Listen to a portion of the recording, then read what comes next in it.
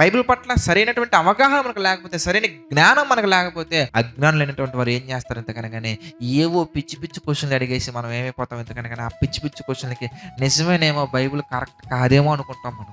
Course మనం ఒకప్పుడు గొప్ప మేధావి అయి ఉండొచ్చు, గొప్ప బోధ మనం చేసి ఉండొచ్చు, కానీ సాతాను మనల్ని, మన విశ్వాసాన్ని సన్నగిల్లిపోయేలా చేయడానికి ఎంత ట్రై చేస్తాడయ్యా అంటే, ఇదిగో బాప్తిస్మిచ్చి యోహాను గారి జీవితం బెస్ట్ ఎగ్జాంపుల్. మనం చాలా జాగ్రత్తగా ఉండాలి. ఎంత జాగ్రత్తగా ఉండాలి అయ్యా అంటే, ఎలాంటి పరిస్థితుల్లో కూడా అదిగో మన జీవితంలో ఉన్నటువంటి మన కళ్ళ ముందున్న సమస్యల సైడ్ మనం అస్సలు చూడకూడదు. మనం ఫోకస్ చేయాల్సింది అలా ఏంటి ఎందుకనగానే, దేవుని కొరకు మనం ఎంత యథార్థంగా ఉన్నామో లేదన్నదే మనం చూసుకోవాలి. పాపం మనల్ని వెంటాడుతూ ఉంటది, మనం దానికి దొరకకుండా మనం తప్పించుకోవాలి. ఎలా తప్పించుకోవాలి అంటే, అది మనల్ని టచ్ చేయకుండా మనల్ని మనం కాపాడుకోవాలి.